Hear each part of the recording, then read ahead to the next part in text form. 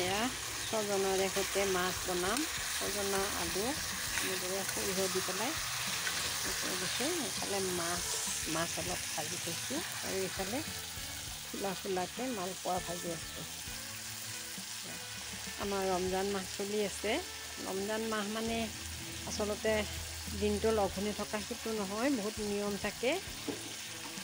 5 বাৰ নামাজ পঢ়াৰ উপৰিও কোৰাণ পঢ়া আৰু তাৰাবি ইত্যাদি বহুতো নিয়ম থাকে। এই ৰমজান মাহত ভিডিঅ' বনাবলৈ বেছি সময় নহয়েই। আৰু ইফালে ছজনা, কেমেৰাটো এখন হাতেৰে ধৰি পেলাই অসুবিধা হয়।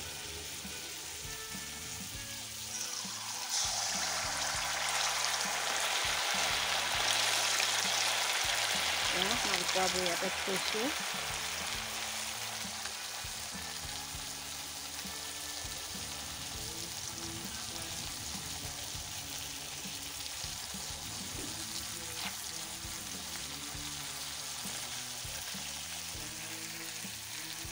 মালপোৱা গুলি লৈছোঁ। এইফালে ছজনা, বিলাহী, আলু, সৰিয়হ দি মাছ বনাম।